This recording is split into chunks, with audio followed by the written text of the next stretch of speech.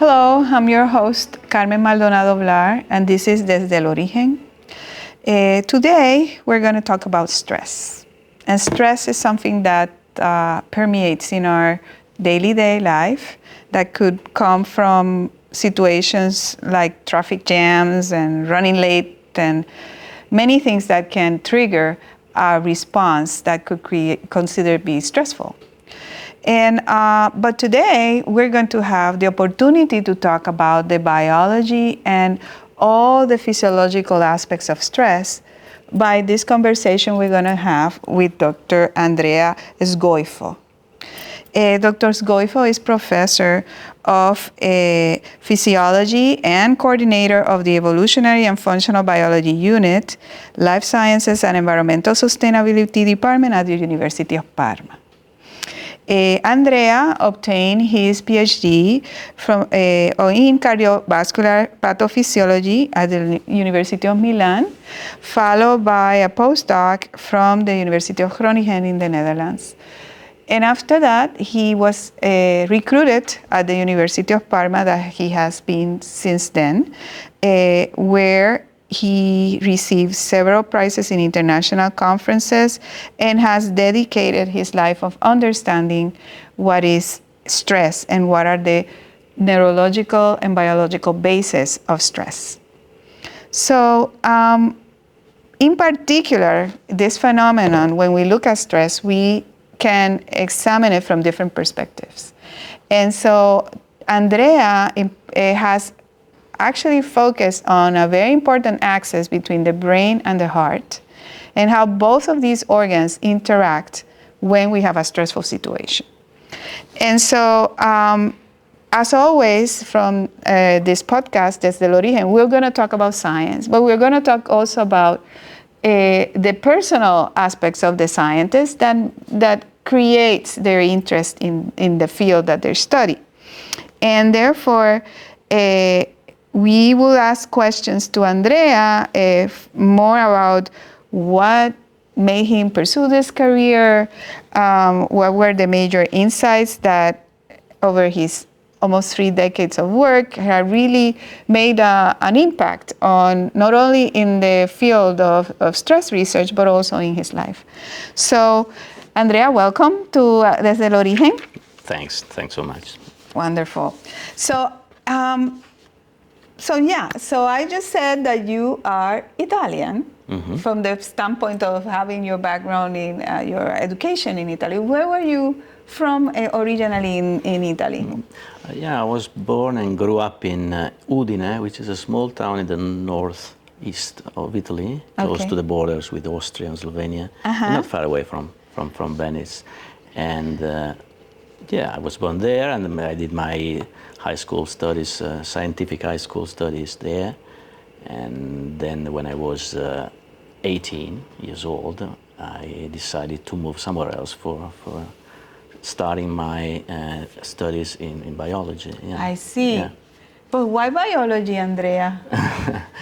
Well, I have to say that I have been always interested since I was a child in animals, animal behavior. I had the luck to be able to spend many long summer times in the countryside, close there, and there were plenty of animals there. And I do remember that when it came to receive a gift for a birthday, for Christmas time, I was always keen to receive books on animals. And I had a big collection of books of animals when I was a child. Yeah. Interesting. So that was probably the very start of my biological interest, so to say. Yeah. I see.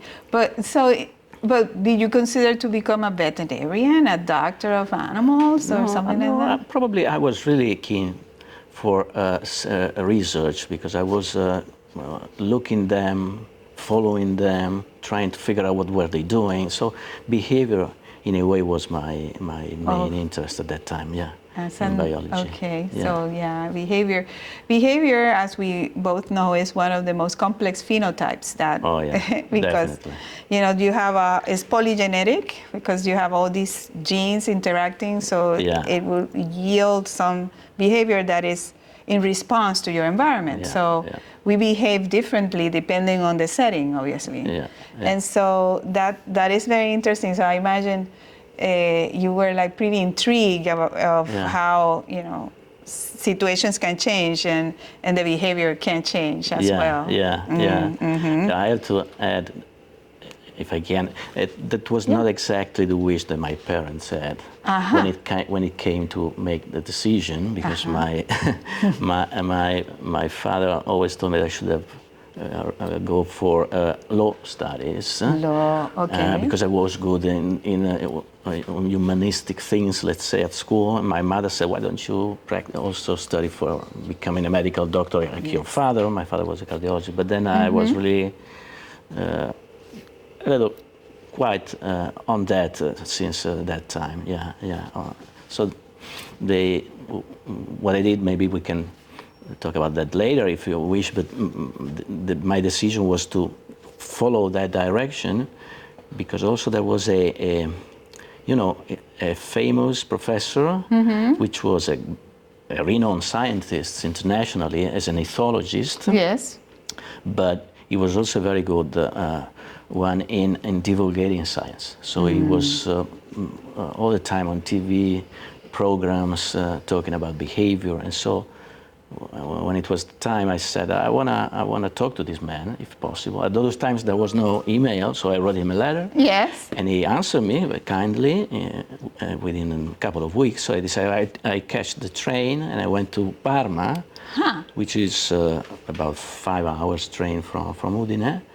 I went there because I wanted to listen from him whether there were chances to do something similar to what he was doing. And actually what happened was that I went there on my own, and I went to this appointment with him. I talked to him for an hour, and as soon as I came out, I went to the secretary of the university there, and I subscribed myself to biology. Wow, that was that impressed. You got so impressed.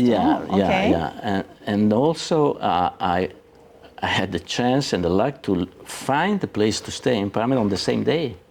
On the same day, I went to a sort of college for international students, and there were still rooms for left. And I said, okay. And I booked my room for the first year. And then I came back to Udine, and my parents asked me, so what happened? I said, nothing. I just registered to biology. I will live in Parma. I said, what? that's how it really? went. How it went. And then they were okay with that. Because as a matter of fact, they always thought that, and this is always the case, I believe, one has to do what really moves him or her inside. Yes. And forget the people saying, well, you will not have any chances on that field. If one has a strong motivation on one field, he has to pursue it, I believe. Yeah, of course. That is, I think, for us scientists, that internal incentive. It really makes a difference and when I asked this question, why would you became a biologist or a chemist, the argument will start in something that was inside of you, something that really made you question things, and it's a common denominator among us scientists. Yeah, you're right. I also think so. Yeah. Absolutely. Yeah. No, because not everybody is asking these questions. I mean, they may question things in their lives, but not the way scientists address challenges or address ideas that we need to develop. Absolutely. So there's something to say about the inquisitiveness of our profession, which is great. And so then this is the path. You come from your hometown, you go to Parma, you finish your master's there, and then you do your PhD. What was the topic that you decided to do your PhD on at the end? Well, the topic of my PhD was the way our body, our physiology reacts to challenges of different kinds in an animal model, in animal models, in rodents, basically. And especially as far as the physiological issue is concerned, it was more oriented towards cardiovascular physiology. I see. Because my PhD, as you said, was on cardiovascular pathophysiology, yeah. So then that's when you started exploring the connection between the brain and the cardiovascular system from the research part. Yeah, which of course is not as easy, not so easy to perform as a study in humans, because you can imagine ethically you cannot stress human beings for the purpose of scientific data collection, but also because it is very difficult to standardize social history in humans. When you call them to your lab and you have to try to find a correlation between their social environment and their cardiovascular functioning, of course, everybody is so different from each other.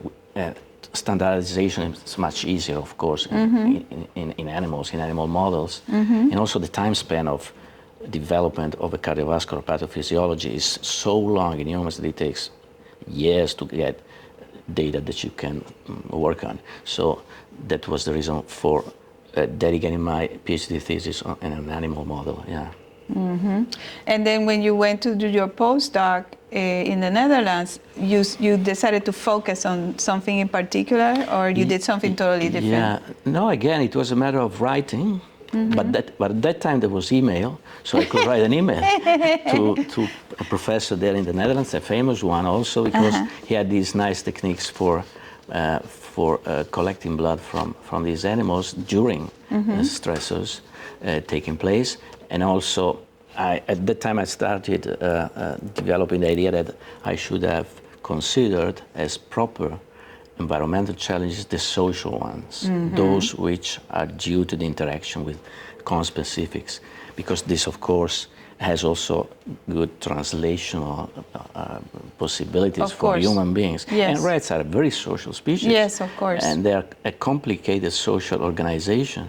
So my project there was to study what happens to the heart, what happens to the hormonal system when these animals do face contests or fights for territorial reasons, for reproductive opportunities. I see. So that set up that foundation for you to start asking questions, obviously, about stress and from different perspectives using animal models, of course. It's very interesting because I did study stress, but when I was doing my postdoc, and later on when I came to Puerto Rico, but from the standpoint of the impact of stress in drug addiction, which is the field that I have studied through so the last 30 years. And one of the things that it's well documented is how stress can become a risk factor for drug taking and relapse of any drug, And so it's so important to understand, the neurobiological basis of why people, under stress will seek drug, even though they stop, for example, the most common, alcohol. You can have a recovering alcoholic that haven't touched a single drop of alcohol in 10 years, and they have a stressful situation, and that could trigger all sorts of memories and behaviors that will result in a relapse and reinstatement of drug. So I imagine that from that point of view, obviously, it's also very important. What do you think about that? I think that also, coming back to the issue of how to say, to stimulate the animals properly with the social environmental challenges, is that because these species, like ours, developed evolutionarily with given pressures, and social pressures in complex social organizations are the most significant pressure, apart from the physical chemical pressures from the environment. But these species do really have to deal continuously with interaction with conspecifics. So if you want to have data which have a meaning, a reasonable face validity, biological validity, when you challenge these animals, you have to challenge them for something they are evolved for, right?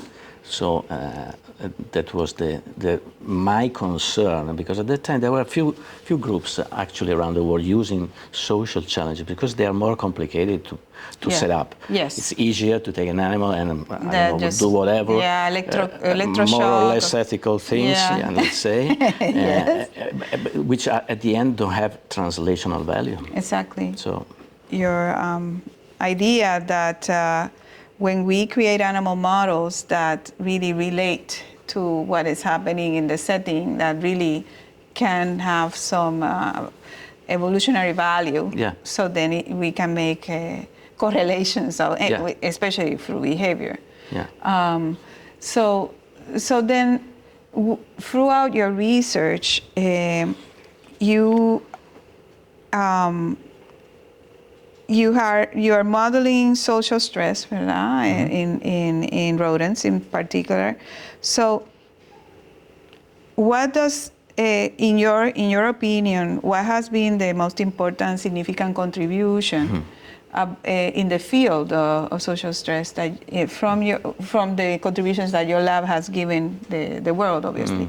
So, what do you think are the most critical contributions in that sense?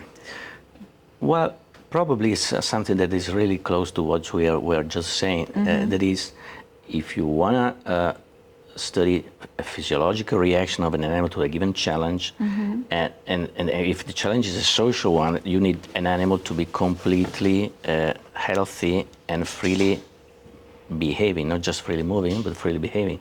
And for this, you need to have a system, a device that allows to do that.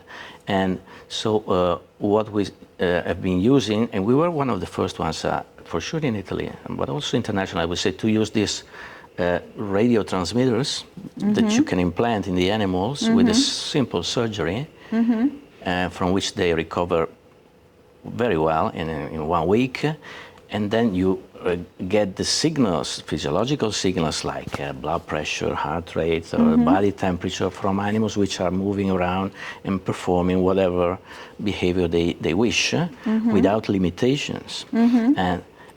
But then at the time came the trouble that, okay, these systems are perfect for the purpose, these radio telemetry systems, but then when the animal moves, of course, you run the risk to have a lot of noise in your signals. When the animal fights, you can imagine. So what we have been working on for quite a while in my lab was to develop a surgical procedure that allows to locate the electrodes and in positions which are free from, or relatively free from artifacts due to movements, to physical activity.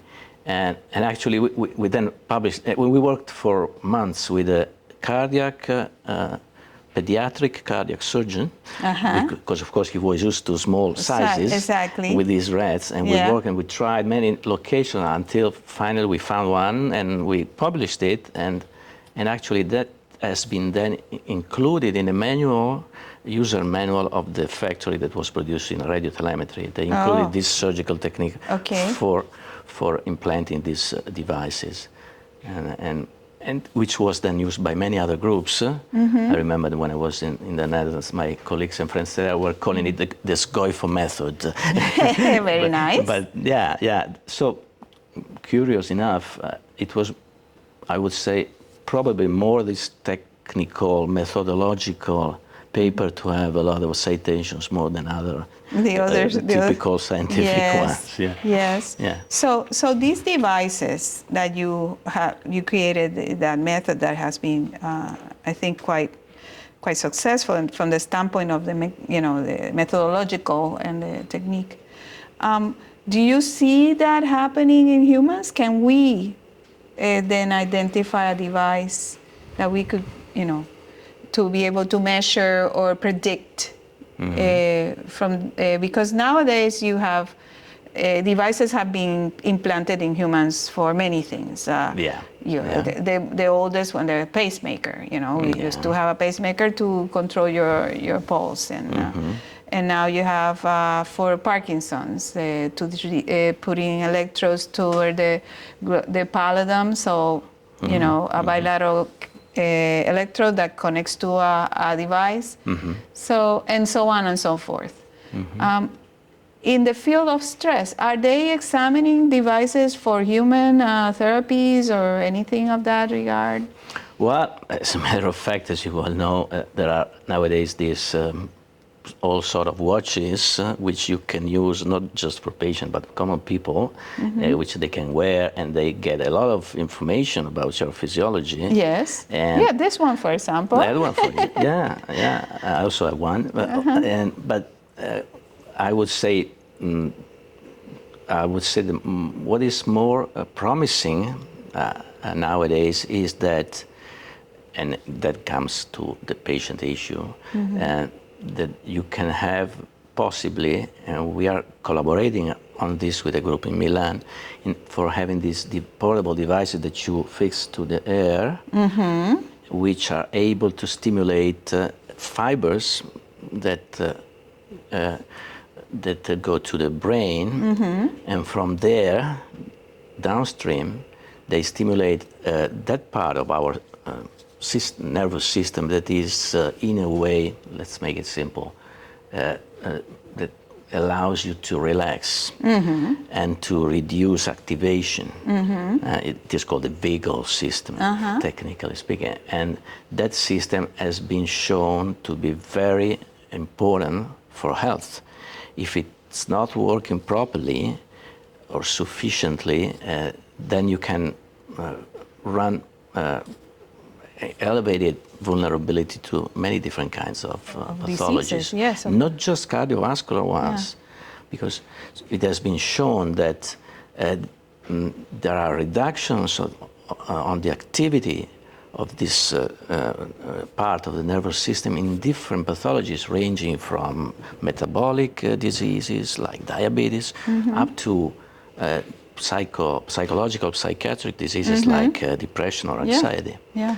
So the idea now is, and we are working on the animal side to figure out the proper frequency of stimulation, the proper position of these devices, because, by the way, you have to use different frequencies when you work with males or females. Yeah, I imagine. That is an issue. And then the idea is to use these indications from the animal to produce these devices, which these collaborators from Rome and Milan are working on. Yeah.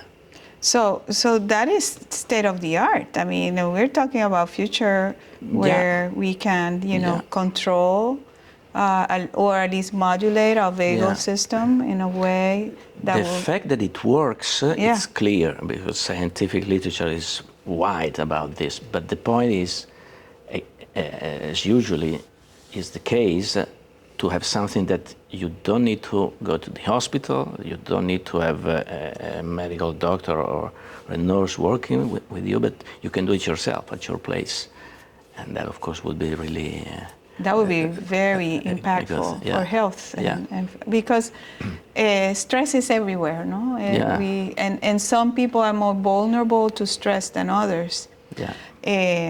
For example, this is a study that I mentioned in my class in neuropharmacology with my students, where your genetic background and your environment interact constantly. But some of us are more vulnerable than others based on a genotype, like, for example, having a short version of the serotonin transporter. You have, the short or the long version, and people that have short version of the two alleles with short of this transporter are vulnerable to depression if they're exposed to stress. If they're exposed to stress, of course. If they're not exposed to stress, you will be okay. But they don't know that unless someone does a genotyping of your genes, right? So therefore, these devices or opportunities to help the common, society to address something that is so that permeates always. And stress sometimes is good. You need to stress from the good side of keeping you active and in a physiological way. Yeah. I think that is necessary to activate, the release of cortisol, the release of norepinephrine, and all these things that make us be active, right? Yeah, what you're saying is very important, I believe, because that is a commonplace among people, that stress is necessarily only bad and is only a disease factor.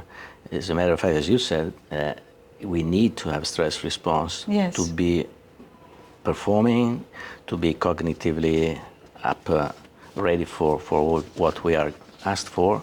And so the problem is not to have a stress response. The problem is to avoid to produce stress responses when they are not necessary, because we are pessimistic attitude or for rumination or all these kind of psychological types, So, yeah.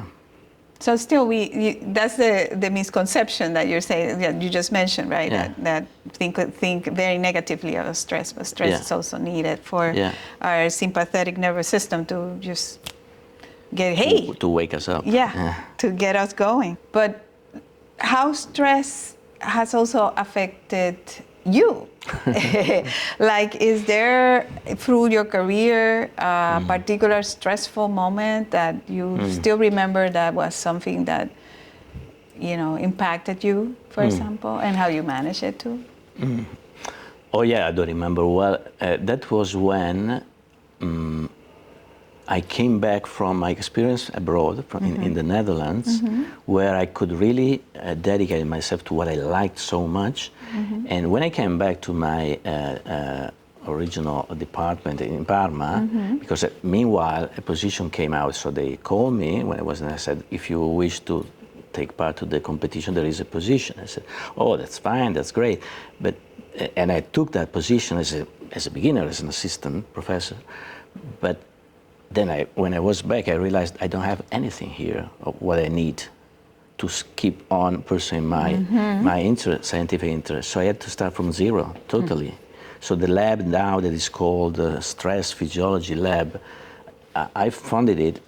I funded it when I came back, and it took me quite some efforts. There was nothing, no animals, no cages, no rooms, no money, and so that was a stressful moment, because I said, will I manage to do this? And I worked very hard on that direction, and then the year 2028, it will be the 30th anniversary of foundation of that lab. So, wow. So yeah, that was a difficult moment. Yeah, of course. When you start setting up your lab, it's always very challenging and stressful. Yeah. Because there's so many, you have all these ideas, but you want to start right away, but you still need the equipment, the materials, the students. Yeah. Who was your first student? It was a master's student, or?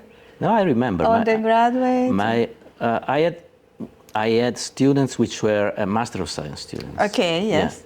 Yeah. And I remember, when I just came back from the Dutch experience, there was a girl who was waiting for me to come back, because they had been telling her that I was supposed to be her mentor for her thesis. Oh, okay. So she didn't know me. So she said, well, let's see. So I came back and said, this girl is going to start her Master of Science thesis with you. I said, okay. So that's why I remember very well, because I didn't choose her. Exactly. She didn't choose me either. we found each other. But she did a good job, very good job. Wonderful, very wonderful. Good job. She's working in a pharmaceutical industry, Glaxo. In Glaxo, yes. Yeah, so it's doing very well. Yeah. So then you had students throughout, always had your students. And so what would you tell students now about what it takes to be a scientist? What it takes to be a scientist? Well, I would refer again back to what I said before, to follow their own passions. If they feel that they really have them rooted inside them, that's for sure. And then you have to not to be shy to go to the teachers, the professors, and ask them, because they are there for that reason. Sometimes, I don't know whether it happens here too, but in my country it happens that sometimes they are too shy to go to the professor, to his office, and ask him about their curiosities, or to get suggestions on how to move in this field. But they have to do it because it's the most correct and proper thing to do, and professors are supposed to be there also for that. Yeah, And, they're a mentor. They come a lot to my lab, to my office, because I think it's my duty to be there, and it doesn't cost anything to me to tell them what it is my impression on their questions, on their suggestions, so I think that is another thing that they should do. And of course, the scientific career is not a quick one, right? It's not something that you get easily to a top position, so to say. Yes. It takes some efforts, but again, if somebody has the strength of his passion, then it's not so difficult. Yeah. So you think that one of the let's say strategies that will get you places is to be more assertive. Yeah. And Yes. and lose your shyness. Yeah. Yeah. To create network, because Yeah. in science networks are crucial Yeah. for growth, because you by yourself doing things that may not be as significant or are insignificant, but if you have others collaborating with you, Yeah. then it becomes more valuable for society in Yeah. general, I think. Yeah. And so collaborations are key. Yeah. And so for that, you need to interact, socialize, listen to advice. That's Yeah. another very important, Yeah. of course, because if you have your own opinion, you don't listen to others, Yeah. perhaps you're in the wrong path and you need more Absolutely. feedback. Absolutely. Yeah. And so I think that that's a great advice for students. And then try to have them think for themselves, but Yeah. at the same time be their own motivator and, I guess, a promoter of their needs and interests. No? Yeah. As we say when we study social studies, social interactions are stressful, but they can be also very supportive. Yes, of course. So we, for example, realize that some changes that we observed in physiology of the animals after we stressed them socially, we could reverse them by allowing them to afterwards be included in a favorable social environment. And those data are also very interesting, according to me. So if an animal comes from a bad experience but then does not go back to isolation, but back to a familiar group, then those changes that have been measured can be reversed pretty well. So social is supportive so also. it's very supportive, of course. Of course, that's why cultures that are very collectivist, that we do tend to fare much better than cultures that are very individualistic. Yeah. And I think that is also something that is also important for us to understand why some psychiatric pathologies can happen in different cultures, that you say, well, why this group is more vulnerable to others? Well, look at how they socialize. And so that's also important. And so now that you continue with your lab and in your future studies, which I imagine will be many, but is there any one? And we discussed about the devices. Yeah. Is there something, other projects that you're focusing on lately in your lab for the I am future? focusing, I should say, to be very honest, that my collaborators are more focusing, because as I always say, at my age, after a given number of decades of research, I can be more how do you say, facilitator of the younger ones than myself having such incredible new ideas. It is scientifically proved that we are productive, really productive scientifically up to 50 years old or so. Afterwards, it's more experience and helping the other ones to. But anyway, there is a brand new, I would say, field of interest in my lab, which is related to the well-known relationship that is nowadays so popular between the brain and the gut. The fact that our microbiota is not just good for the wealth of our gastroenteric system, but also it is very clearly interacting with our brain. I mean, bacteria do produce neurotransmitters which can travel back to the brain, and the brain can control directly the gastrointestinal systems. So it's a field of investigation which is really getting day by day stronger and stronger, and very interesting, especially also in terms of clinical applications. Clinical application, absolutely. So, and it's tightly linked to something that is very popular in the part of Italy where I work, which is food industry, of course, because Parma is a well-known side of food production, ham, cheese, and there is a lot of how to say financing on that kind of research in my university. Yeah, that is also the interest of connecting the microbiome. And how it interacts with the brain and also with the gut and through the vagus nerve, of course. So we go back to the vagal system.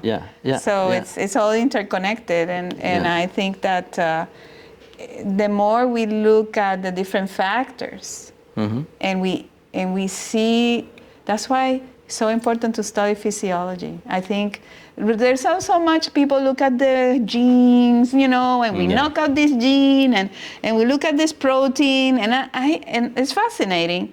But at the end of the day, the question is, okay, you have that protein, but that protein is in what? In an organism, and this organism has a physiology, and it has organs that connect through the biology, so we cannot just separate. The ultimate scope is to allow an organism to behave, right? Exactly. Back to ethology. Exactly. If you don't eat, if you don't reproduce yourself, I mean, it's all these molecules are for what?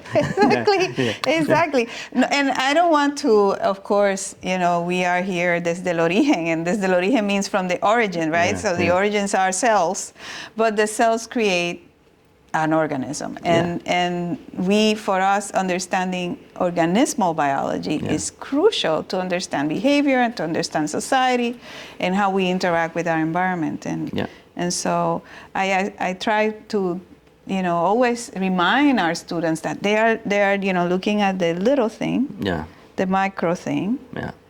And we just talk about the microbiome. Of course, we look at the microbes that are in our gut, but then the question is how they interact with us.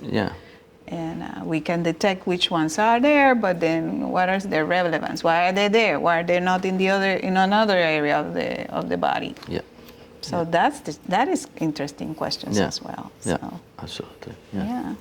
So wow, so devices, microbiome, and also you told me human studies more than rodents now?